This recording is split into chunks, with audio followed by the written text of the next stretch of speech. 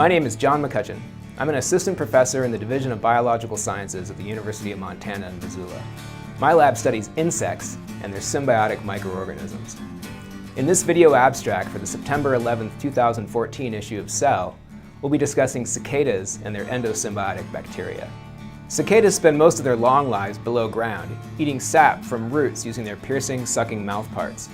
Their lifespans range from 2 to 17 years, during which time they pass through 5 juvenile stages called nymphs. When the nymphs are mature, they emerge from the ground. The males sing for mates, sometimes quite loudly. If successful, and who could resist that call, they mate, the female lays eggs, and the adults die shortly after. Nymphs emerge from the eggs, fall to the ground, dig down to a root, and start the process over again. But what really fascinates us about cicadas are the bacterial endosymbionts that make all of this possible. Cicadas, like nearly all other sap-feeding insects, house bacteria in specialized cells that are passed down through the generations in the female's eggs. These bacteria, named Solcia and Hodgkinia in cicadas, provide important nutrients, in particular essential amino acids, that the animal cannot obtain from their restricted xylem sap diet or make on their own. In 2009, in collaboration with my postdoc advisor Nancy Moran, I sequenced the Hodgkinia genome from Diceroprocta semicincta and found that it was really strange. Among other things, it was very small, encoded few genes, and had a non-standard genetic code. This is what we knew about Hodgkinia when James Van Leuven joined my lab in 2010. My name is James Van Leuven. I'm a student in the Cellular, Molecular, and Microbial Biology graduate program at the University of Montana. When I joined John's lab, I started a project involved in sequencing Solcia and Hodgkinia from a variety of cicada species. When I looked at the data for Hodgkinia from the Chilean cicada species Tetragatys undata, I noticed something very strange going on. There seemed to be sections of the Hodgkinia genome that were duplicated, but not exactly so. Some genes were shared between both genome copies, but other regions of the genomes were not identical. For example, a gene homolog present in one chromosome was not functional in the other, or in some cases entirely deleted. It seemed that there were 2 versions of the Hodgkinia genome in the data. When I told this to John, I got the sense that he didn't believe me.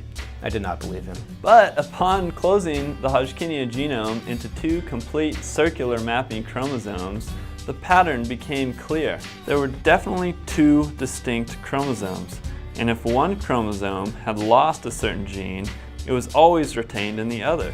Together, all the genes present on the 2009 single genome version of Hodgkinia were on one or the other chromosome.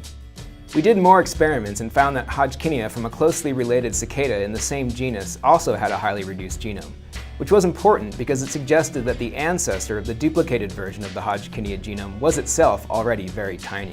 I need to mention that none of this would be possible without our collaborator Chris Simon, professor of ecology and evolutionary biology at the University of Connecticut in Storrs, and her graduate student Russ Meister. It's not like we just ran out and collected a bunch of cicadas in the genus Tetragatys, which, as James mentioned, happen to live in Chile. It took years of work and the expertise of Chris and Russ to get this done. So, the question at this point was, how are these duplicated chromosomes organized in Hodgkinia cells? Is the duplicated structure the result of something like a whole genome duplication, which would give rise to 2 distinct chromosomes in the same Hodgkinia cell? Or are these 2 chromosomes located in different Hodgkinia cells, and thus the result of something more akin to a speciation event? I was able to visualize the chromosomes by fluorescence microscopy, and the results were clear. Here, scrolling through a confocal Z-stack, I've stained the insect nuclei in magenta, Solcia cells in green, and the 2 Hodgkinia cell types in yellow and blue. These data show that Hodgkinia is structured with cytologically distinct genomes partitioned into discrete cells. This meant that Tetragatys undata had 3 bacterial endosymbionts, not 2. In other words, a 3-way symbiosis became a 4-way symbiosis through an unusual symbiont speciation event. While this is amazing and unusual on its own, what really fascinated us was that this didn't seem to have any functional impact on the symbiosis. The same genes are still there, They're just partitioned onto two Hodgkinia genomes that are complementary, yet reside in discrete cells. So, why did this happen? It's not clear at this point, but we favor the idea that this is an example of non-adaptive evolution. It's not better to have two Hodgkinia genomes performing the same function as one, but it happened, and now the entire symbiosis must deal with it. It's an increase in complexity not driven by the pressure to become ever more refined, but because sometimes increased complexity is inevitable in biological systems.